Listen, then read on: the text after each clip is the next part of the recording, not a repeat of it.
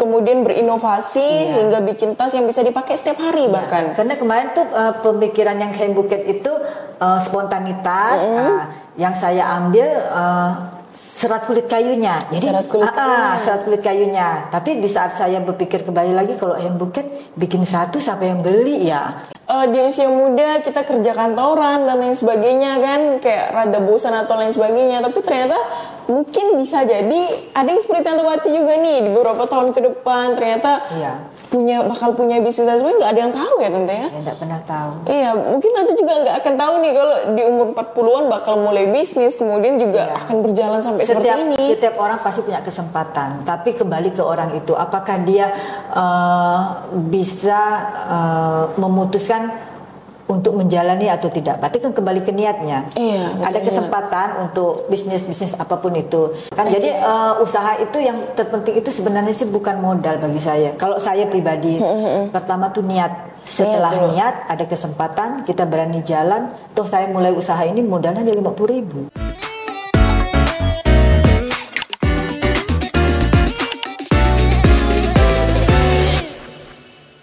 Bismillahirrahmanirrahim. Alhamdulillah kali ini saya ditemani oleh Tante Wati Anjabil. Masya Allah, tabarakallah. Jadi Tante Wati ini teman-teman, beliau merupakan orang nih yang bikin tas seperti ini, kerajinan tangan. Itu owner dari PT Anjabil Mutiara Raya. Nah, jadi memang beliau adalah owner dari kerajinan tangan ini. Itu berarti apa ya? Handbag yang dibikin dari kerajinan tangannya. Kulit kayu, serat kulit kayu. Nah, ini teman-teman bisa lihat di depan ini sudah ada beberapa contoh. Ini yang kecil-kecil doang ya. Jadi yang besarnya juga ada ya Tante ya. Masya Allah, tabarakallah. Gimana kabarnya hari ini Tante? Alhamdulillah sehat. Alhamdulillah sehat. Alhamdulillah kali ini pagi ini kita bisa bincang-bincang langsung dan sharing-sharing langsung sama Tante di sini untuk pengen tahu nih gimana sih kerajinan tangan ini yang tentunya teman-teman ternyata kerajinan tangan ini bukan hanya sekedar di Indonesia doang ya, ternyata udah sampai ke luar negeri nih, ternyata udah sampai beberapa ke Jerman, udah sampai ke Paris dan lain sebagainya. Itu gimana ceritanya tuh langsung aja nanti kita bakal tanya-tanya sama Tante Wati. Oke, Tante Wati. Nah, mengingat dari tas ini kan sangat keren banget ya. Kalau kita di Kalimantan ini, kalau lihat tas dari kulit kayu ini akan lekat dengan kaitannya suku Dayak. Iya, benar nggak sih? Karena bahan serat kulit kayu ini merupakan bahan yang untuk membuat baju adat Dayak di Kalimantan. Jadi kalau untuk produk baju itu kan makainya orang-orang tertentu dan waktu-waktu tertentu di hari-hari besar mereka tertentu kan. Otomatis kalangan muda atau kita yang secara umum tidak ada kesempatan untuk memakai dalam tempo waktu kapanpun nih. Dengan produk Anjabil ini kita bikin tas, dompet atau pensil seperti ini, semuanya bisa makainya. Ya anak remaja, orang tua atau anak-anak sekalipun bisa untuk seperti box pensil ini kan bisa dipakai untuk sekolah gitu kan. Jadi kulit kapua itu bukan sesuatu yang makainya nunggu hari-hari tertentu, tidak. Jadi dengan adanya inovasi kreativitas dari Anjabil ini, produk Anjabil ini, semua kalangan udah bisa makainya dalam setiap kesempatan. Wah, ini keren banget sih. Iya sih, kalau kita lihat dari pakaian dari kulit kayu itu kan cuma dipakai di event tertentu. Betul banget. Tapi dengan ini kita benar-benar kulturnya, budayanya ini lekat banget jadinya ya. Jadi kesan etniknya itu kita dapat dan makainya pun kita dalam setiap kesempatan mau formal atau yang santai juga kita bisa. Kita sesuaikan dengan model-modelnya nanti. Oke, keren banget. Nah, sebenarnya yang menginspirasi Tante untuk bisa membuat produk ini awalnya seperti apa Tante?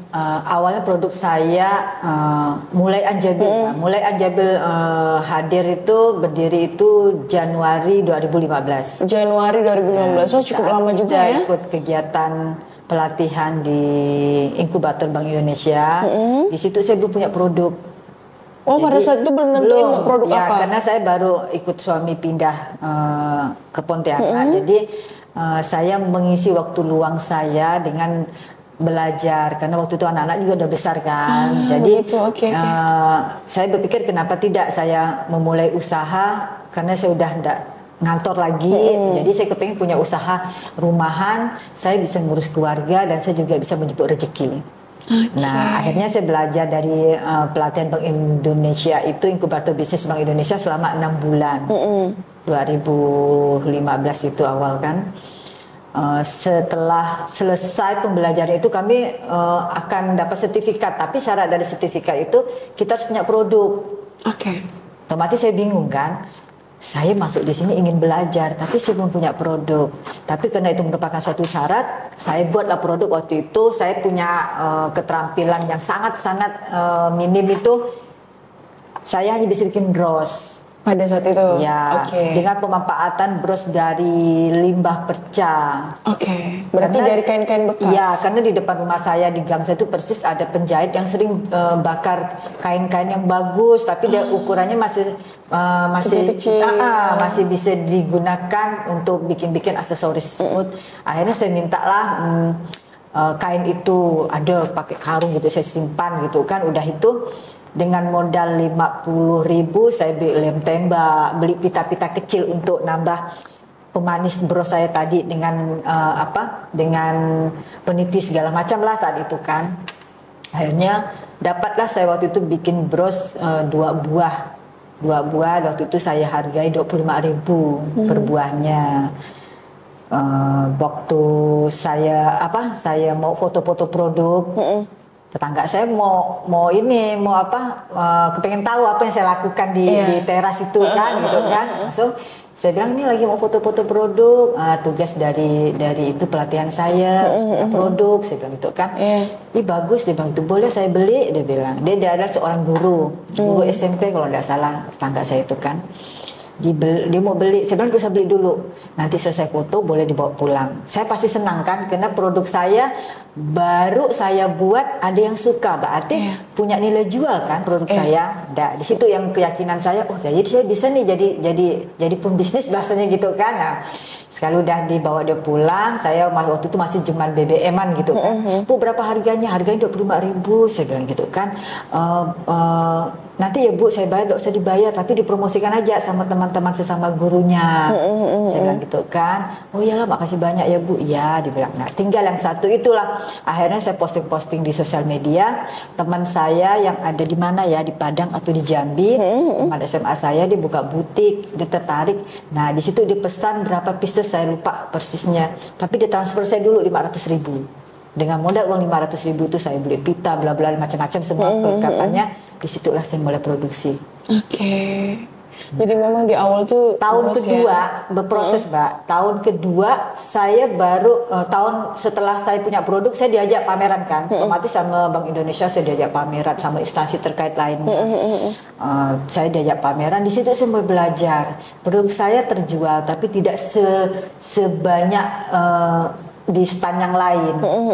Ada nilai apa sih di stand yang lain tuh sampai produk bisa istilahnya tuh laris manis lah bahasanya ya. Nah, saya ngambil pembelajaran. Jadi produk kita harus punya nilai etiknya. Membawa budaya kita yang dimana kita saat ini berada gitu kan. Di situ saya mulai belajar. Tapi saya belum dapat apa sih nih yang akan saya produksi yang bisa bawa nama Pontianak, Kalimantan Barat pada umumnya gitu kan.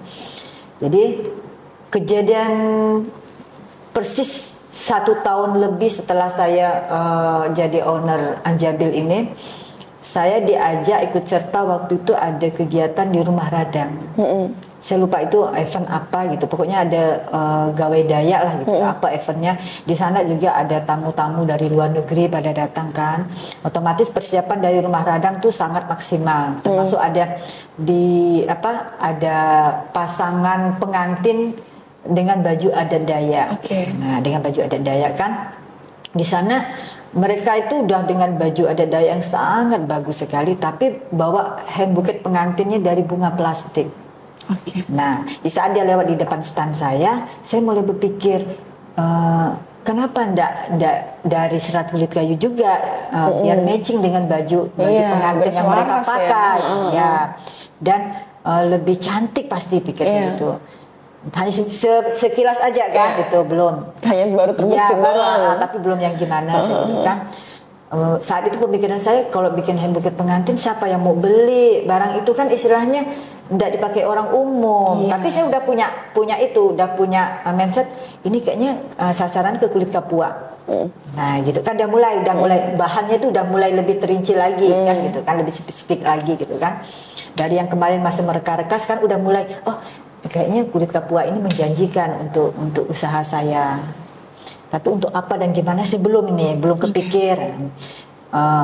Setelah selang kegiatan tersebut memang udah jalannya. Allah memberi saya kesempatan. Waktu itu ada kegiatan arisan di kantor suami saya. Kegiatan arisan kita tuh mutar seluruh Kalbar. Waktu itu eventnya di kegiatan di PLN area Sanggau. Narasumbernya itu Ibu Galuh, saya ingat betul, dia adalah pengrajin dompet dari Sanggau. Dari beliaulah saya mulai belajar. Dia jadi narasumber. Saya orang yang paling depan saat itu. Karena antusias sekali saya untuk belajar sesuatu yang berhubungan dengan serut kulit kayu. Nah, setelah pulang dari kegiatan tersebut, saya minta nomor, waktu itu masih nomor apa ya, BBM ya? Iya, PIN BB. Jadi itu langsung dia itu ngarahkan saya, Bu pakai ini. Alhamdulillah waktu itu di rumah saya ada adik ipar dari suami saya juga tinggal di rumah saya. Nah, dia bisa bantu saya. Jadi disitulah saya mulai membuat dompet yang sangat modelnya sangat sederhana. Alhamdulillah dapat 2 atau 3 buah yang terselesaikan. Ada event di Mega Mall, di parkiran Mega Mall Pontianak. Saya mulai berani jual dompet yang saya buat itu dengan harga 250 sampai 275.000. Sesuai dengan banyaknya jumlah hiasan di dompet. Saat itu dompet saya itu nggak pakai tenun Kak. Bahannya pakai serat kulit Papua, tapi saya buat hiasannya dengan bunga bros yang saya buat tadi, bunga bakar. Ya, belum kepikir untuk pakai tenun saat itu. Jadi semakin banyaknya bunga bakar yang saya pakai, otomatis nilai lebih mahal harganya dibandingkan yang tidak terlalu banyak gitu kan. Yang bikin saya tambah semangat lagi dan terjual. Ya, dari 3 pieces itu terjual 2 kan. Jadi saya mulai berpikir ternyata yang saya buat ini ada peminatnya. Berarti ini bisa ada pasarnya gitu kan. Nah, dari sanalah saya mulai mengembangkan saya kerjasama dengan pengrajin-pengrajin yang ada di sini dan ada di luar juga. Tapi untuk desainnya tetap saya. Alhamdulillah juga dikasih kesempatan untuk didampingi oleh desainer. Kami ada kegiatan namanya DDS, itu dari kegiatan Disperindak Provinsi, program langsung dari Kementerian Perdagangan Republik Indonesia. Jadi banyak manfaatnya untuk pendampingan tersebut. Alhamdulillah sampai saat ini udah ada beberapa model yang saya terinspirasi langsung. Bisa lihat yang model-model yang ada di sosial media maupun yang ada di kayak di Pinterest segala apa. Tapi itu tadi saya ngambil ide kreativitasnya dari situ, saya buat lagi sesuai dengan yang saya mau. Wah, menarik banget sih. Jadi memang terinspirasinya tuh awalnya dari yang sekedar pengantin daya itu lewat doang ya. Awalnya dari hand bouquet pengantin ini tidak saya bawa hand bouquetnya. Iya. Jadi dari hand bouquet kemudian berinovasi hingga bikin tas yang bisa dipakai setiap hari bahkan. Karena kemarin tuh pemikiran yang hand bouquet itu spontanitas. Yang saya ambil serat kulit kayunya. Jadi serat kulit kayunya. Tapi di saat saya berpikir kembali lagi, kalau hand bouquet bikin satu siapa yang beli ya? Paling istilahnya yang untuk ibu-ibu yang istilahnya untuk acara resepsi itu pun terbatas. Mungkin satu hand bouquet bisa dipakai sekian tahun sama mereka kan. Betul. Dengan saya ngikut kegiatan bikin dompet kemarin tuh, loh ini nih bisa dipakai semua, dari anak remaja, dari ibu-ibu gitu kan. Berarti ini bisa dibilang memang suatu hal yang luar biasa banget sih inovasinya ya Tante ya. Ini benar-benar memanfaatkan kekayaan alam. Memanfaatkan kekayaan alam yang luar biasa banget, dan ini tentunya handmade. Benar-benar kerajinan tangan. Dari 2015 sampai tahun sekarang berarti sudah 2015 sampai tahun sekarang otomatis sudah berjalan 10 sekitar 10 tahun, mau tahun ke-11. Iya, mau tahun ke-11 ya kan. Ini sampai sekarang pun masih handmade. Iya, masih. Karena gini, Mbak, kalau untuk handmade ini kita memang tidak bisa produksi banyak, memang tidak bisa. Tapi saya berusaha untuk bikin sesuatu yang beda dengan yang dibuat secara mesin itu. Otomatis saya bisa punya harga, nilai jualnya lebih tinggi. Jadi walaupun saya produksinya nggak banyak, tapi bisa dengan harga yang cukup tinggi itu nutup juga daripada saya produksi banyak. Harganya istilahnya jatuh. Kita juga gimana ya? Saya enggak banyak, Mbak. Produksinya memang enggak banyak memang. Oke, berarti dalam per tahun itu atau per bulan itu memang sangat-sangat terbatas produksinya. Ya, terbatas, tergantung permintaan juga. Misalnya kayak book ini. Kemarin sempat ada permintaan untuk dari kantor Kementerian Keuangan Kemenkeu itu untuk souvenir, untuk isi goodie bag kegiatan mereka. Ya, kalau mereka minta sekian ratus pieces, ya saya bikin yang terpenting waktunya bisa untuk kita selesaikan. Karena ini kan juga kita berhubungan langsung dengan sinar matahari. Kalau nggak kering kan kita nggak bisa. Berarti juga tergantung alam juga ya. Oke, berarti apakah penjemurnya itu tidak bisa menggunakan bisa sih untuk open segala apa bisa sih. Tapi lebih maksimal sih kalau pakai matahari. Kalau pakai open itu kan dipaksakan otomatis deh kan suhunya pun kita nggak bisa yang gimana. Kemarin sih sempat sih saya ditawarkan untuk open itu, tapi saya belum punya saat ini. Sampai saat ini juga memang tetap pakai cahaya matahari. Kalau lembab akibatnya? Kalau dia udah dipernis tidak masalah. Oh, tidak masalah. Karena kalau kita untuk memproduksi itu nggak dipernis dulu, jadi kan lentur kulit kayunya. Nah, bahan yang belum dipernis itu yang rentan. Oke. Karena dari tumbuh-tumbuhan kan. Iya, jadi khawatir berjamur dan lain sebagainya ya. Kalau dalam berjamur menghitam dia. Oke. Jadi ini nih memang ketika dijahit dan lain sebagainya memang prosesnya belum sekeras ini ya.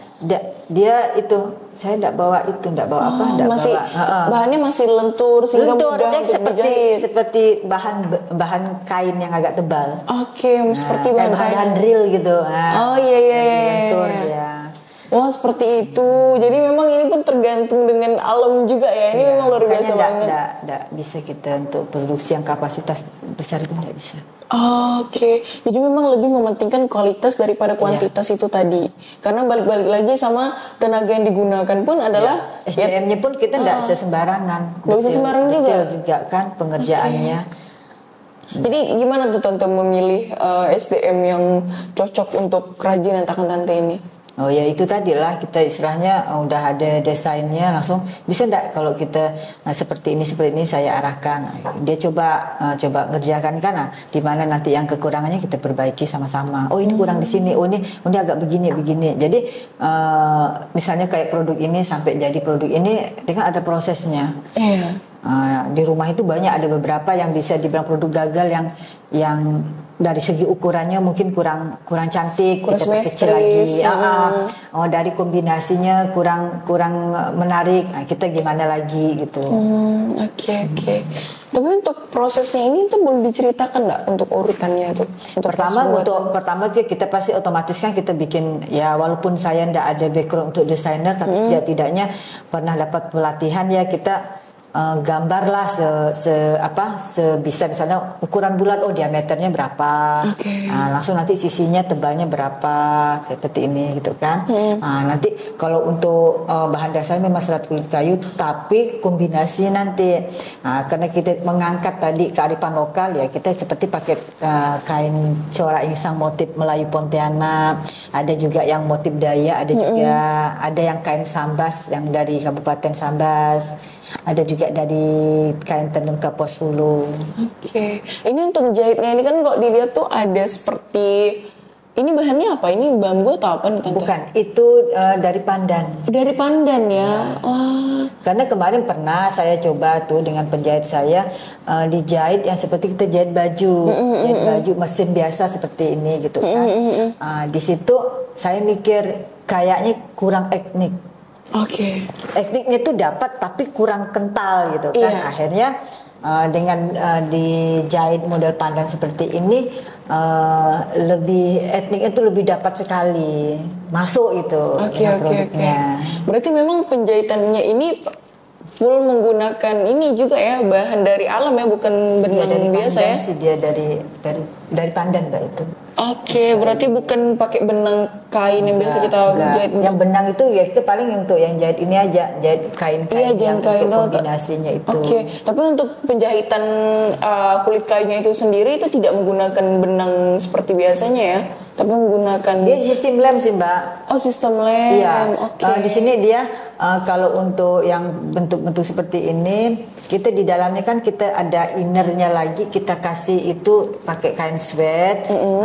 Sebelumnya tuh udah ada sponnya, sponnya tuh, busanya itu tergantung, dia kan ada yang 2 mili, 3 mili, 4 mili kok kayak gini, biasanya saya pakai yang 3 mili.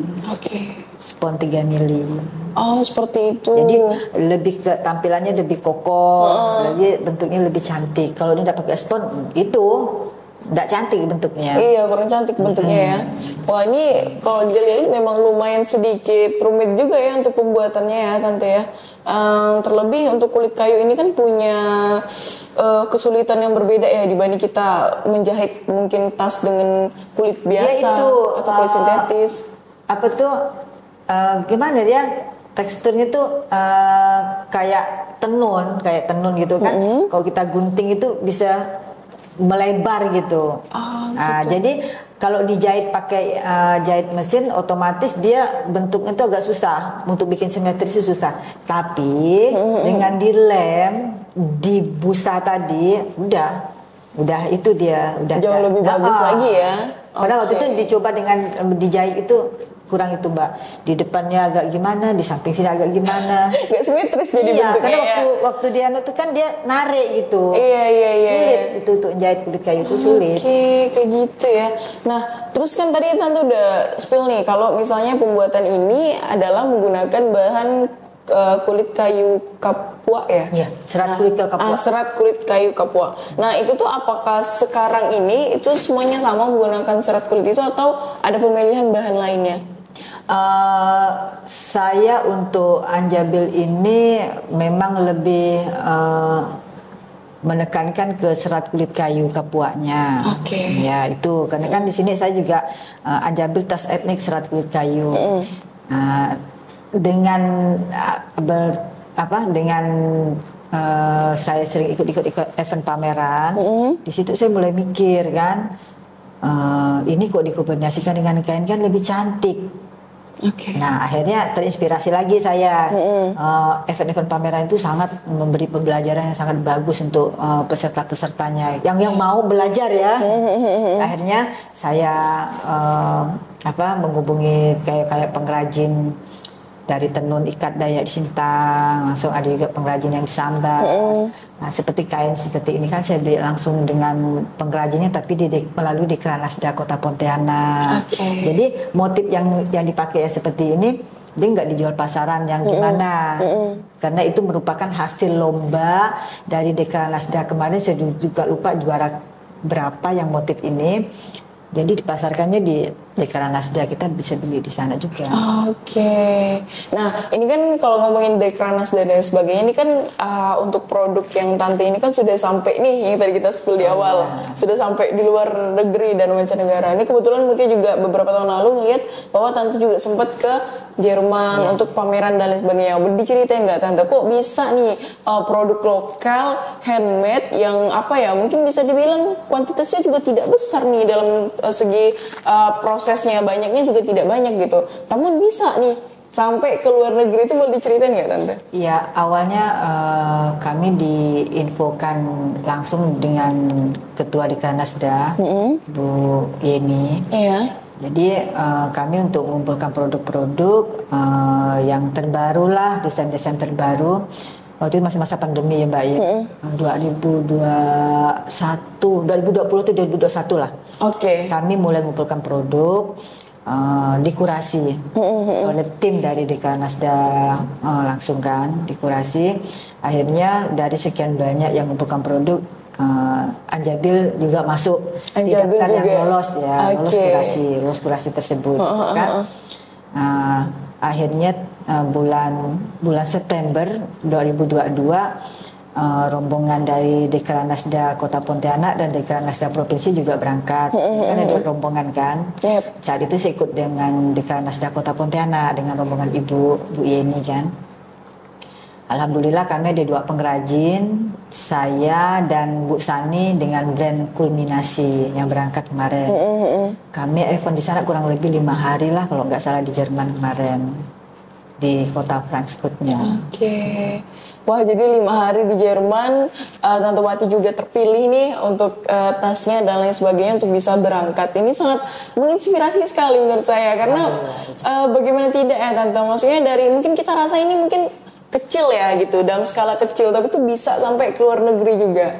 Jadi memang apalagi untuk memulai bisnis ini juga bukan usia yang lagi muda ya Tante ya. Betul. Dalam memulai bisnis, tapi itu bisa gitu. Umur 40-an saya memulai bisnis. Nah, pada saat memulai bisnis di umur 40 tahunan, berarti memang sebuah kesuksesan, sebuah hal yang mungkin kita sukai dan lain sebagainya itu bisa jadi memang tunggu waktu yang tepat aja sebenarnya Tante ya.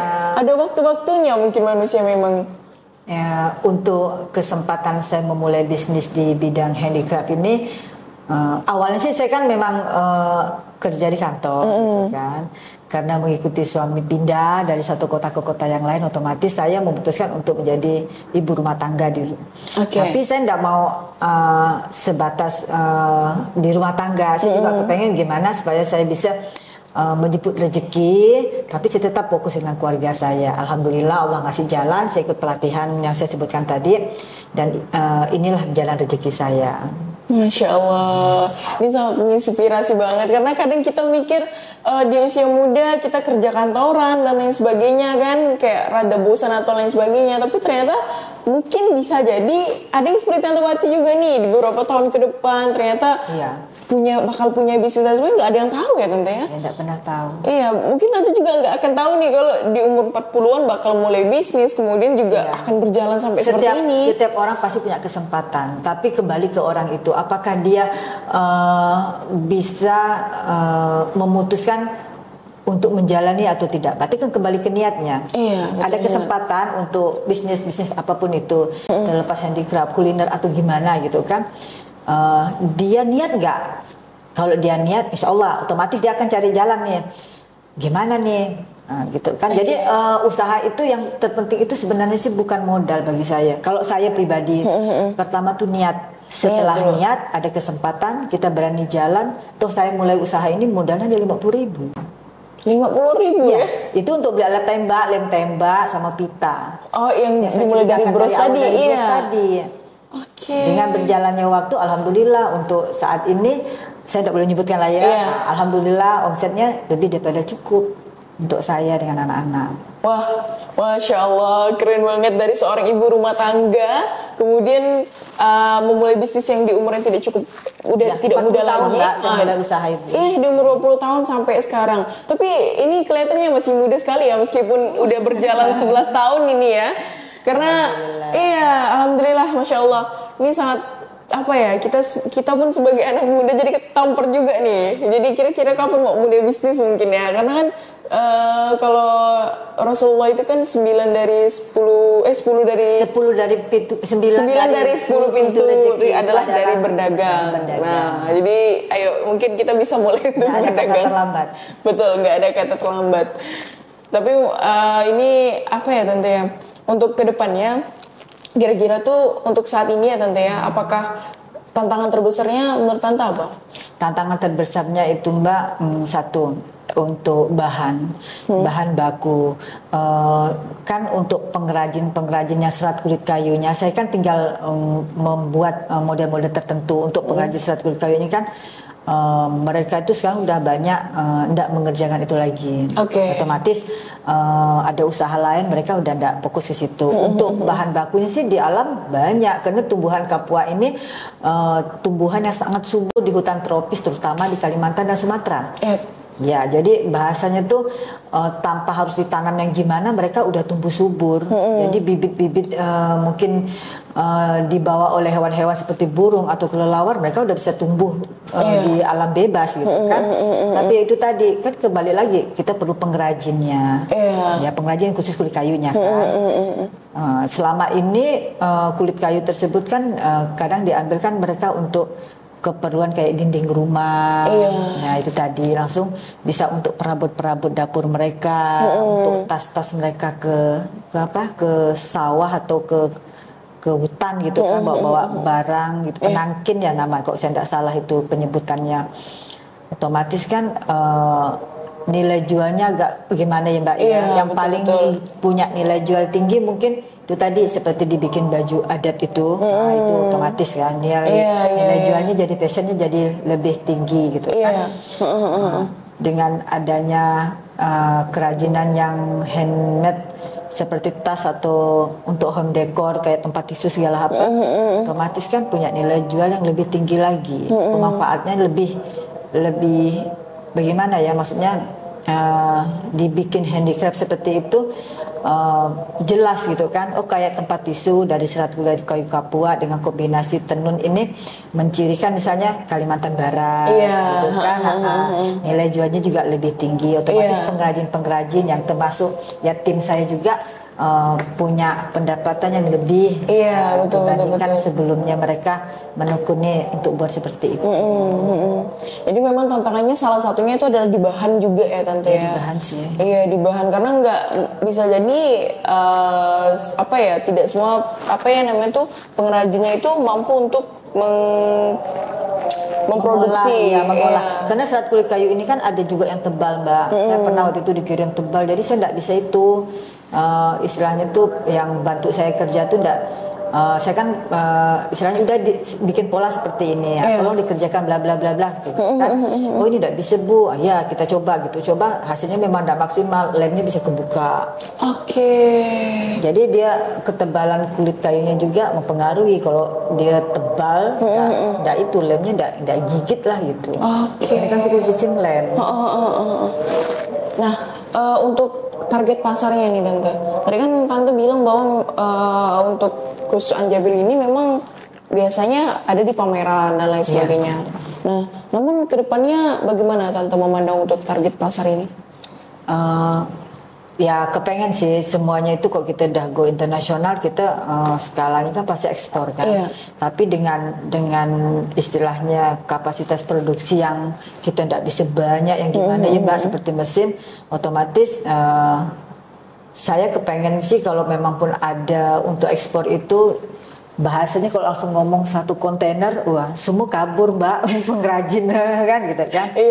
Tapi kemarin saya pernah ngobrol langsung sama panitia yang mengadakan kegiatan untuk ekspor itu, pelatihan di ACP kemarin dan di pemerintah provinsi.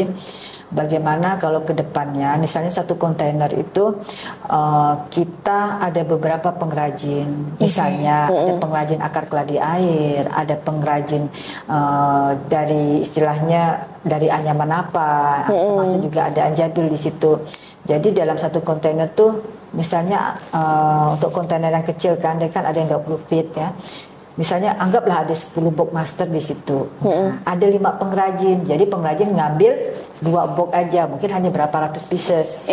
Nah, anggap misalnya satu box itu 100 pieces, berarti 2 box 200 pieces. Otomatis 10 berarti kan 1000 pieces, tapi dengan 5 pengrajin tadi, dengan barang-barang yang berbeda tapi dengan satu tujuan negara. Semoga aja ke depannya bisa seperti itu.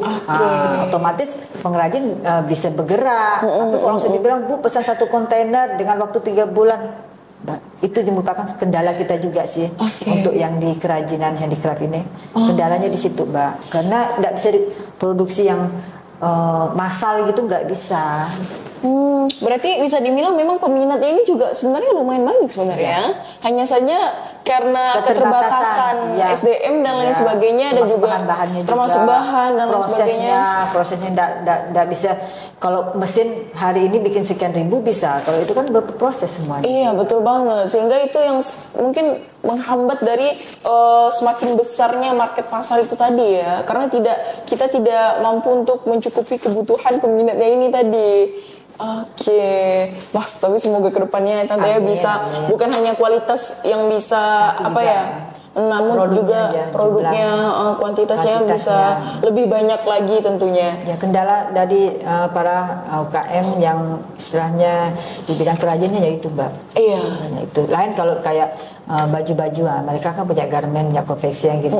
Itu kan bisa secara gimana? Iya, betul banget. Produk-produk kayak gini rasanya tidak mungkin ya, tidak mungkin. Tapi selama ini saya lihat sih belum ada yang gimana sih. Iya. Jadi memang tuh saat ini benar full semuanya itu menggunakan tangan ya. Menggunakan tangan. Kecuali kayak pengrajin rotan itu udah beda ya Mbak ya. Iya. Itu udah beda mereka dengan pekerja yang udah sekian banyak itu memang mereka saya lihat kemarin tuh banyak mereka ekspor itu rotan-rotan kayak keranjang-keranjang gitu. Iya, kayak vas bunga dan lain sebagainya. Kalau rotan itu udah memang tidak diragukan. Karena mungkin kalau rotan sudah banyak orang yang pandai mungkin untuk menganyam dan lain sebagainya. Sedangkan untuk membuat ini kan mungkin hanya segelintir orang saja ya Tante ya. Kalau rotan kemarin saya lihat kan model-model kayak keranjang-keranjang yang pada umumnya itu segi empat yang bulat pernah saya lihat dan seperti itu pas bunga gitu kan. Jadi tidak memerlukan model yang gimana yang gitu. Rumit. Kalaupun ada yang rumit itu mereka tuh udah ada tim yang sangat solid lah Mbak. Kalau saya lihat kayak pasar pernah dari kegiatan untuk gelar produk itu yang kayak rotan dari Bali gitu. Nah, itu mereka kan udah besar kapasitas untuk produksi mereka. Udah betul-betul udah pengusaha lah bahasanya kan. Oke. Tapi gimana nih Tante ngelihat perkembangan untuk industri fashion di tas ini, apalagi untuk tas etnik ini kan tentunya memiliki keunikan tersendiri, nilai plus tersendiri ya kan. Tapi gimana tuh Tante memandang perkembangan fashion ini? Untuk kedepannya sih sangat baik. Nyatanya produk Anjabil 2022 kemarin untuk kurasi yang Paris Fashion Week kita lolos. Anjabil masuk 15 UMKM se-Indonesia. Berarti saya untuk Kalbar saya mewakilinya. Wow. Ada beberapa. Salah satu dari 15 yang terpilih di Indo ya. Di Indonesia kemarin dominannya itu yang Bali sama mana ya kemarin lupa saya, ada beberapa UMKM lah yang lolos. Kalau untuk Kalbar saya sendiri. Masya Allah, wah luar biasa banget dari satu kan maksudnya banyak juga nih pengrajin sebenarnya, tapi bisa jadi salah satu yang terpilih untuk mewakili di acara Paris Fashion Week. Ya, kita kemarin tuh Mbak hampir 2 bulan sih kurasinya. Jadi saya ngirimkan produk kurang lebih ada 11 model ke Bali. Karena kuratornya langsung dari agensi Paris itu mereka di Bali karena masa pandemi kan saat itu kan. Jadi kami kurasinya melalui itu Zoom. Jadi produk saya satu-satu saya harus jelaskan. Akhirnya terpilihlah 3 produk waktu itu. Sunflower, ada tote bag yang ini Mbak. Nah, ini terpilih kemarin. Ya, langsung tas HP, satu lagi tote bag yang agak besar nggak saya bawa. Nah, itu ada 3. Kemarin mereka minta kami untuk memperbaiki. Otomatis setelah mereka kurasi ada beberapa notulen yang harus saya perbaiki dari mereka. Catatan-catatan dari mereka itu kurang lebih ada 21 catatan. Nah, produk dikembalikan lagi, saya perbaiki kurang lebih ada 2 minggu lah gitu. Buat baru lagi sesuai dengan yang diminta beliau. Kami kirim lagi, difasilitasi oleh Bank Indonesia kegiatan ini. Dikirim lagi ke Bali saat itu. Secara detail dilihatnya udah oke, langsung kami disuruh bikin lagi beberapa pieces gitu. Udah dinyatakan betul-betul udah bagus, mereka udah lihat langsungnya sesuai dengan yang mereka minta. Barulah kemarin dikirim ke Jakarta langsung kirim ke Paris kita. 2 kali malah kemarin, bulan Oktober diminta lagi kemarin. Wah, ini keren banget sih. Jadi produk kerajinan tangan ini salah satu produknya yang bisa dikirim di Paris. Dan ini sudah melalui proses perbaikan juga ya, yang sudah 21 komentar. Iya, itu yang mana yang harus diperbaiki. Setiap kita di kurasi dia pasti ada itu. Tapi paling banyak 21 catatan yang kemarin harus saya perbaiki. Udah datang lagi barangnya, udah berkurang lagi. Lagi ya. Karena sangat detail mereka. Kayak gini, karena saya mau jual ke Indonesia, otomatis mereknya di dalam, di luar. Kalau untuk di sana kita udah perjanjian dengan mereka sisi kanan atas. Dia nanya mereknya mau ditaruh di dalam di bagian mana, sisi kanan atas. Jadi kayak tas HP gini saya nggak boleh taruh di sini, saya harus taruh di sisi kanan atas di sini. Oh begitu. Ada ketentuan-ketentuannya kalau kita udah ikut untuk kurasi internasional itu dari ketentuan langsung dari kuratornya. Kita maunya gimana gitu. Wah menarik banget sih. Tapi untuk pengerjaan satu tas yang sebesar ini tuh sampai memakan waktu berapa lama? Saya sekali pengerjaan tuh bisa sekali jalan nih. Misalnya untuk yang bawahnya ini kita langsung bikin misalnya 6. Otomatis nanti yang nganyamnya nanti sekali ngerjakan juga gitu. Nanti pasang innernya juga gitu. Jadi sekali jalan tuh kurang lebih kita bisa 1 bulan. Paling produksi 6 sampai 10. Oh, dia ini per step by step gitu ya. Tapi langsung beberapa gitu. Kita kolaborasi dengan pengrajin-pengrajin yang lain lagi. Wah, menarik banget sih untuk tas seperti ini. Tuh, ternyata tas ini nih sudah sampai ke Paris. Dalamnya ada pouchnya juga. Oh, dalam juga ada pouch ya? Ini didesain kemarin waktu ada kegiatan DDS dari Disperindak Provinsi. Setelah itu dari kita juga dari Bank Indonesia ada kurasinya untuk ke Jepang. Nah, adanya lah model seperti ini sampai kemarin Paris Fashion Week juga lolos. Jadi ini kalau ikut kegiatan-kegiatan itu kurasi di luar negeri selalu itu dia beruntung. Selalu ini ya. Berarti bisa dibilang produk yang paling best seller yang ini, yang ini. Iya, sama dengan yang ini. Ini ada fotonya. Nggak bawa saya. Wah, sayangnya nggak bawa ya contohnya ya. Ini udah terjual juga. Ini sama dengan ini, hanya kombinasi kombinasi tenunnya saya dibikin pita. Ya bisa dilihat ya teman-teman. Jadi memang beda ininya ya, beda desainnya juga ya. Ini pita. Beda bentuk pitanya aja udah tampilannya jadi beda. Iya betul banget. Udah jatuhnya jadi kesannya beda padahal dari awalnya udah sama. Iya sebenarnya sama-sama aja ya tante ya. Masya Allah. Tenunnya itu sangat mempengaruhi tampilannya. Nah sejauh perjalanan tante nih udah 11 tahun nih, apa sih pelajaran yang paling berharga yang tante bisa ambil dari perjalanan bisnis ini? Pembelajarannya saya lebih sabar. Jauh lebih sabar ya? Jauh lebih sabar dibandingkan sebelum saya jalan bisnis ini. Karena apa?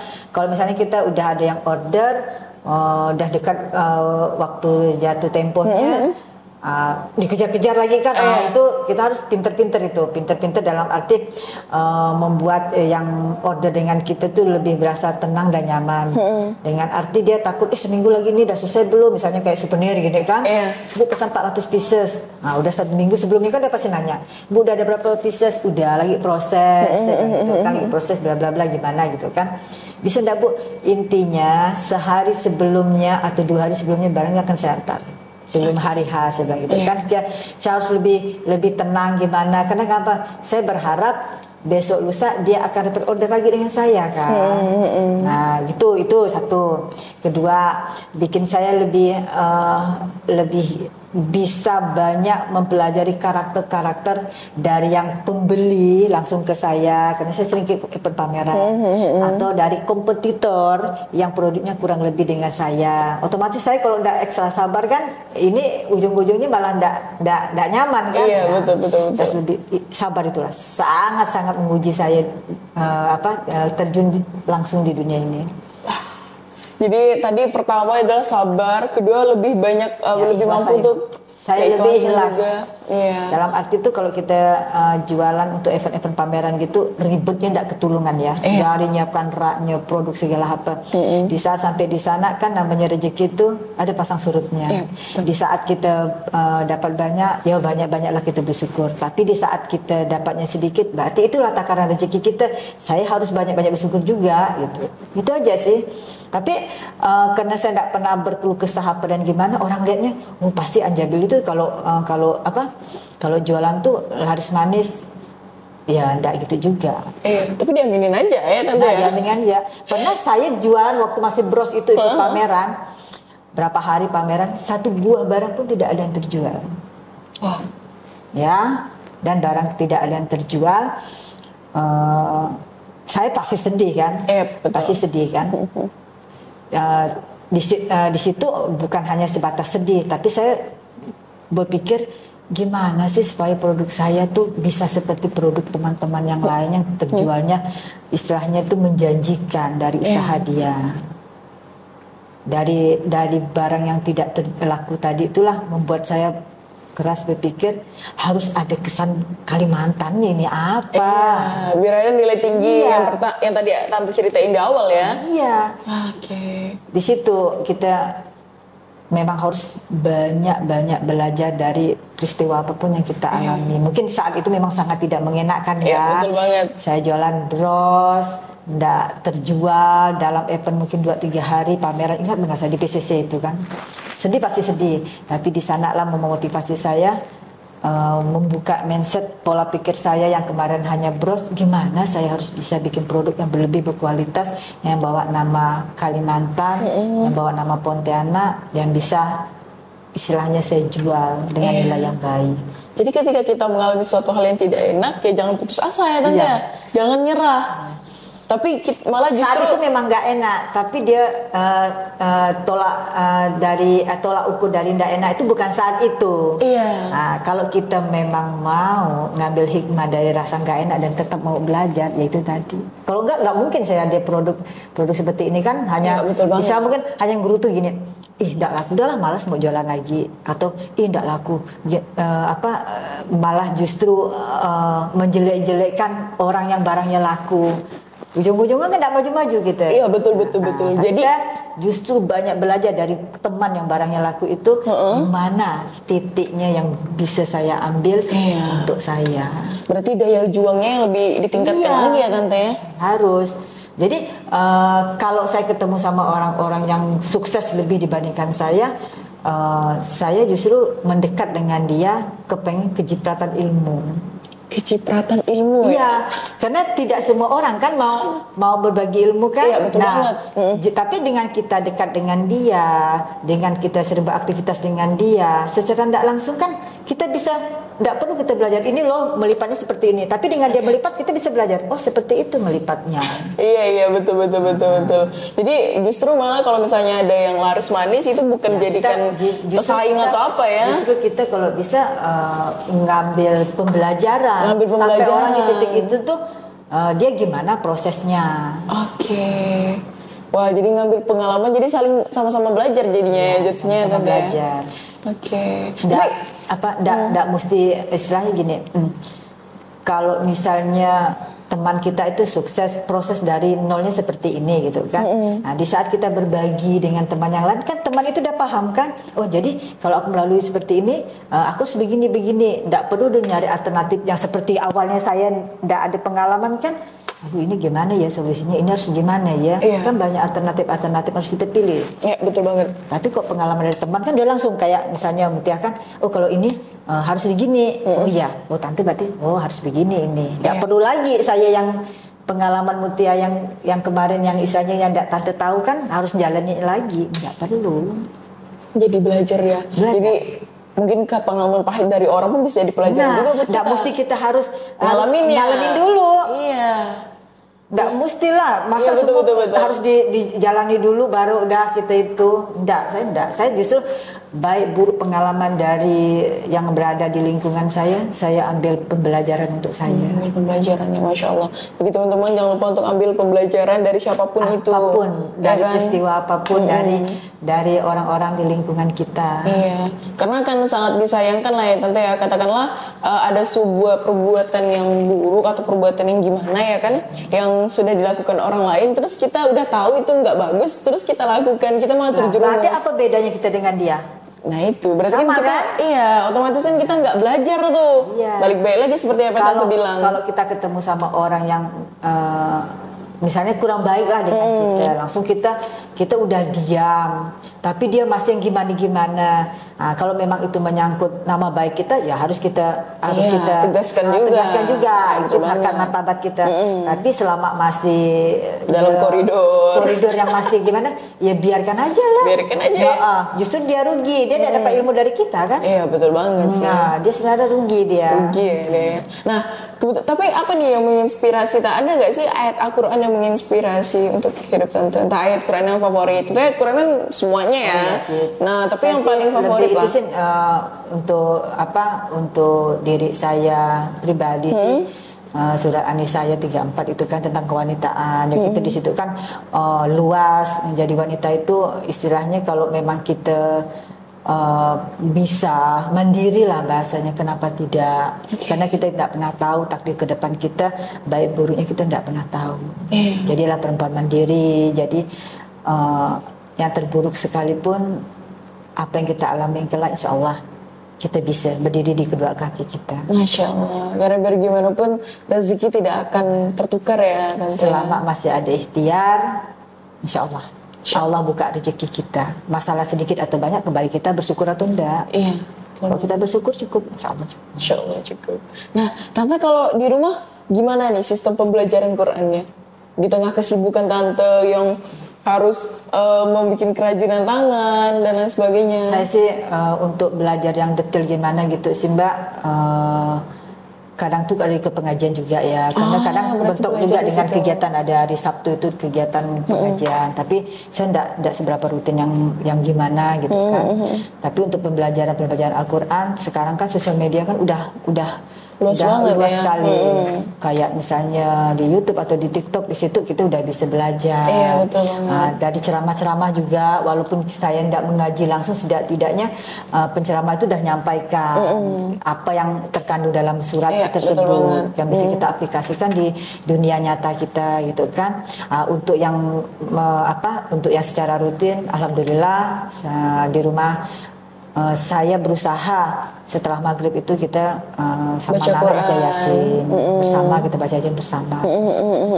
Kalau pas kita memang di rumah tuh udah lengkap, kalau nggak lengkap tuh masing-masing lah kita baca.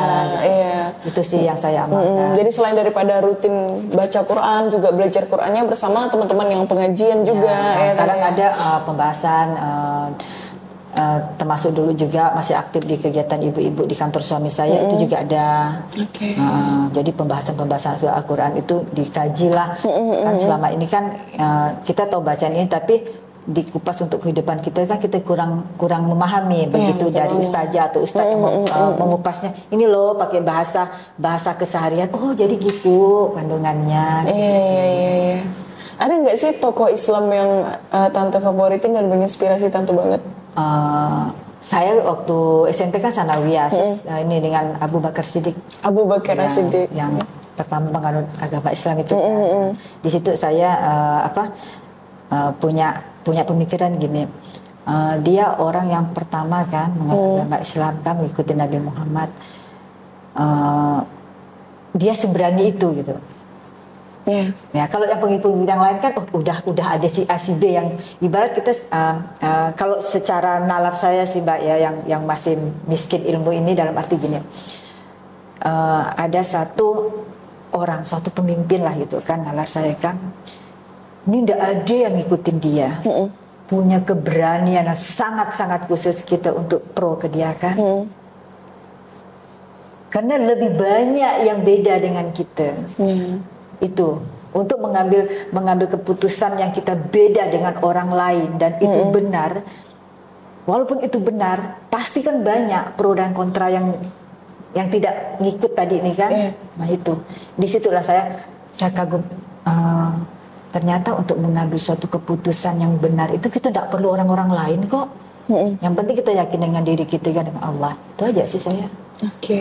Berarti nggak usah terlalu tercampur aduk sama kata orang ya? Iya, istilahnya bahasanya gini, kalau nggak ikut dia nanti nggak gini, enggak. Katanya gitu. Abu Bakar Siddiq dia sendiri dan ikut Nabi junjungan kita, dia merasa itu benar, alhamdulillah, semuanya baik-baik saja kan? Bahkan dia digelar As-Siddiq juga ya? Masya Allah.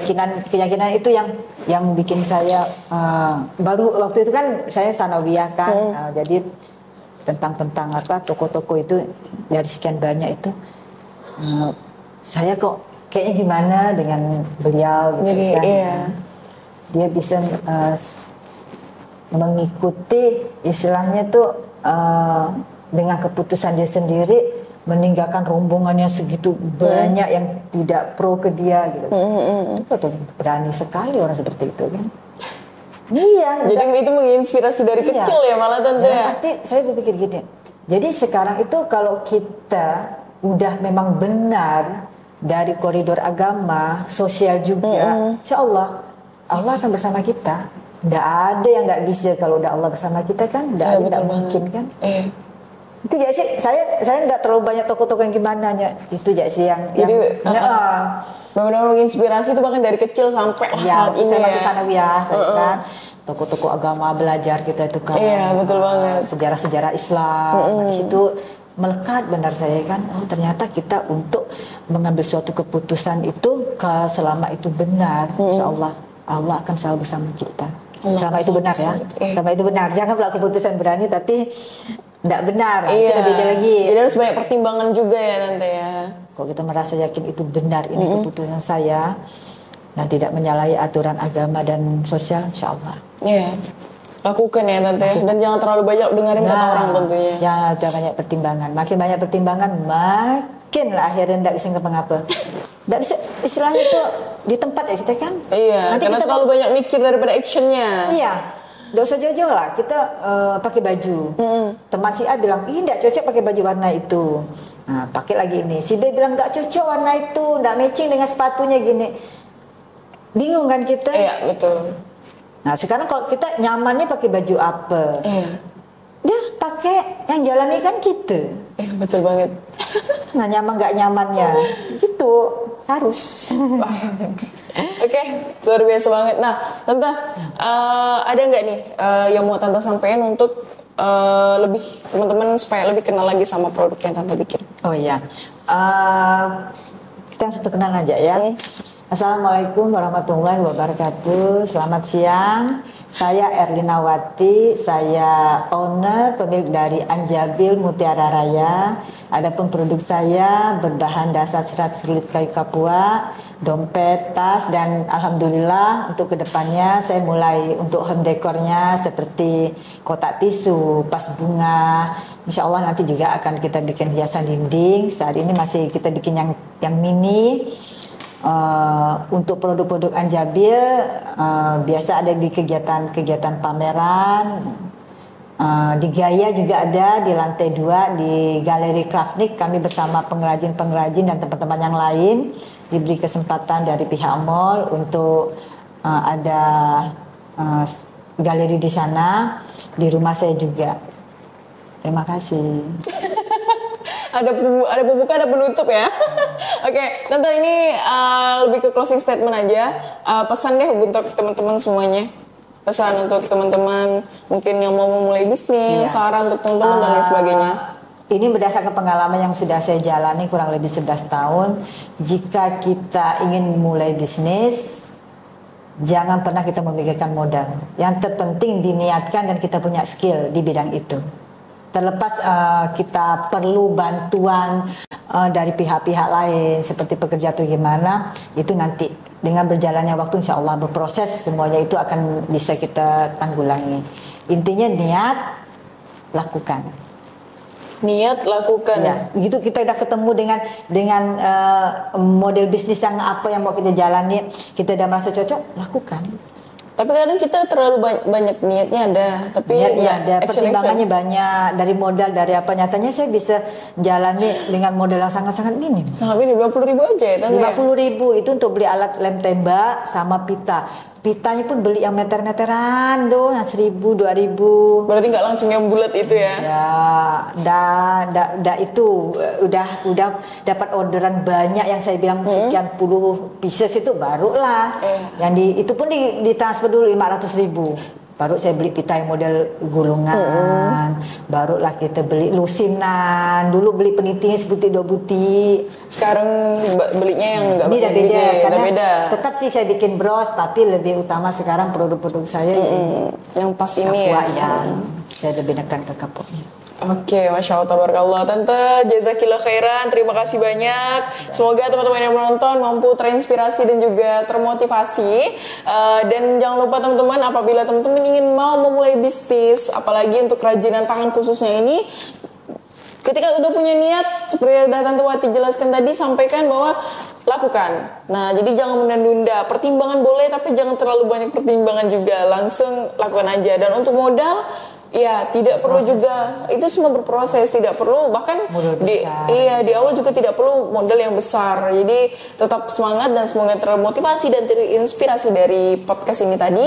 Dan apabila ada salah kata atau tingkah laku selama berjalannya podcast, kami mohon maaf. Jazakumullah khairan semuanya. Terima kasih banyak. Assalamualaikum warahmatullahi wabarakatuh.